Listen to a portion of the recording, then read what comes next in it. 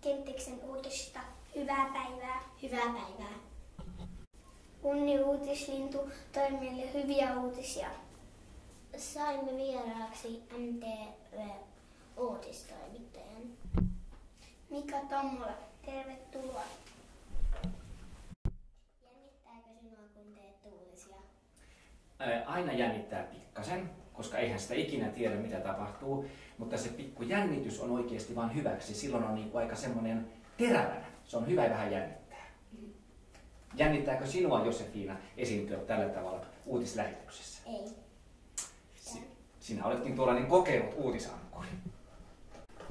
Kuinka monessa paikassa olet käynyt? No niitä on aika paljon.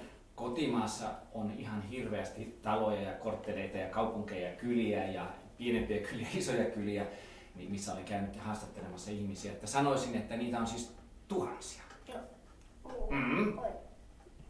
Aika paljon, mutta minä olen niin kauan tehnyt tätä työtä, että sen takia se johtuu siitä. Mitä tiedät Hyvinkäästä? Mitä tiedän Hyvinkäästä? Tiedän, että se on hyvin kaunis kaupunki, se on sopivan kokoinen kaupunki, se ei ole liian iso, ei liian pieni. Sitten tiedän, että täällä on erittäin hyvää uutistoimintaa esimerkiksi tässä nyt. Ja tiedän, että lapset täällä ovat tosi kivoja. Sitten tiedän, että eikös tuo laulutähti Diandra ole täältä kotoisin. Luulisinpa niin. Ja sitten täällä hiihdetään paljon, kun teillä on aina lunta. Kuulin tässä juuri opettajalta, että täällä on paljon lunta. Ja sitten minä luulisin, että Hyvinkää on varmaan aika hyvä paikka asua. Olenko oikeassa? Joo. Saan kysyä...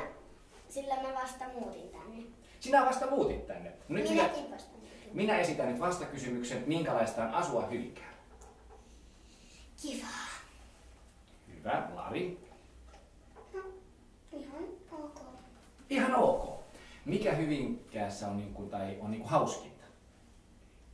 Ehkä harrastukset. Mun mielestä Sveitsin uimahalli. No, mitäs harrastuksia sinulla on, Lari? Sähly ja parkouri. Sähly ja parkouri. Niitä on varmaan hyvä harrastaa juuri täällä Hyvinkäällä. Kerropa joku urheilutulos. Oletko sinä tehnyt maaleja sählyssä? No, olen. Kuinka monta maalia? Suurin määrä on 4. 4 maalia per ottelu on suurin määrä. Se on erittäin hyvä. Onneksi olkoon. Kiitos Mika. Kiitos Lari. Kiitos Josefina. Sitten muihin aiheisiin. Hyvinkää täyttää tänä vuonna 100 vuotta.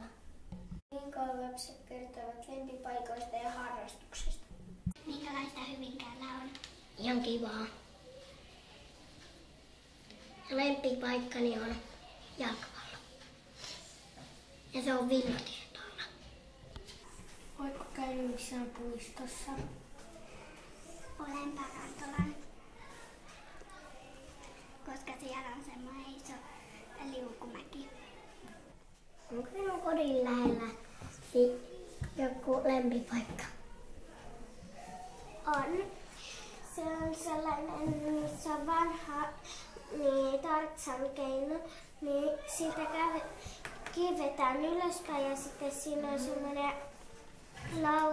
semmoinen pyöreä juttu, mihin laitetaan peppu, niin sitten sillä lasketaan alaspäin. Oletko käynyt Hyvinkään uimalassa? Olen uimakoulussa. Mitä sinä olet siellä tehnyt? Pelitähtikeunan. Oletko matkustanut junalla? Olen. Ja minne meni? Järvenpäähän. Minkälainen Hyvinkää on?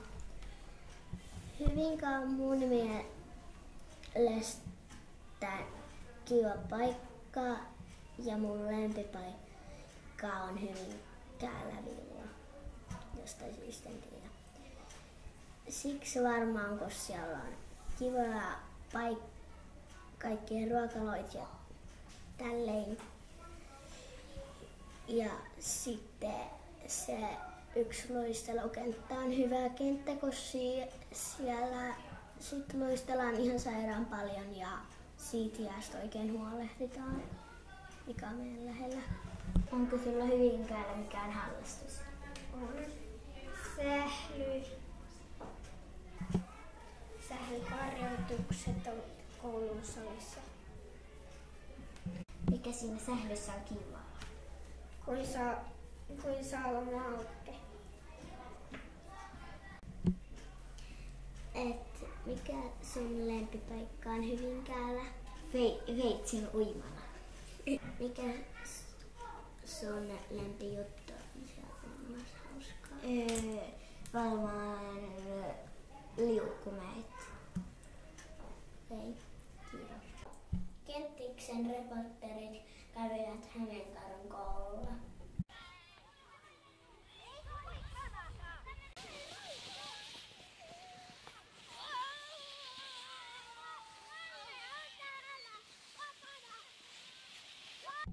He haastattelivat neljäsluokkalaisia.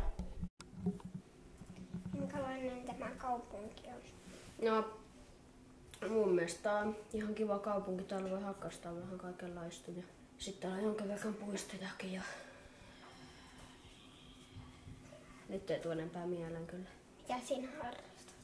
Mä harrastan pesäpalloa ja se on mun mielestä ihan kiva hakkastus. Mä sain sen idea siitä, kun meidän pari muutakin luokkalaiset hakkasti sitä. Ja sitten meillä on aina treenit torstaisin, lauantaisin ja sunnuntaisin. Ja Mikä sinun lempipaikka siellä Hyvinkäällä? No talvella toi Pihkalan jääkenttä, se on kiva ja kesällä on kaikki puistot on kivoja ja sitten tässä on toi maa-uimala, niin se on kiva. Etkö asua aina Hyvinkäällä? No kyllä mä ainakin siihen asti, että mä oon niinku silleen vähän aikuinen, mutta en mä varmaan aina tuu. Onko sinulla joku harrastus Hyvinkäällä? On uinti ja mä käyn siellä 4 kertaa viikossa ja sitten meillä on 2 kertaa viikossa oheisharjoituksia. Miten valitsit uinnin harrastukseksi? No se oli kiva aina kesällä käydä uimassa, joten sitten mä ajattelin, että mä voisin käydä siellä vähän useamminkin vielä niin kuin jossain, että on joku ohjaamassa. Mitä sinä harrastat? Partiota.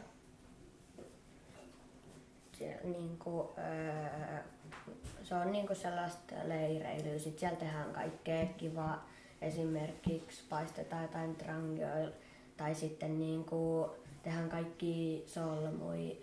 Ja sitten siellä yleensä on jotain yöleirejä. Mä oon ollut vasta niinku yhdellä sellaisella leirillä. Mistä sait idean sen partion?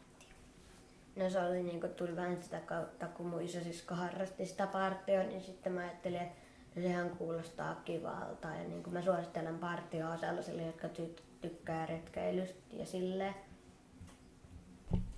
Hyvinkäällä näyttää olevan paljon harrastusmahdollisuuksia. Ja nyt Kenttiksen uutisista näkemiin.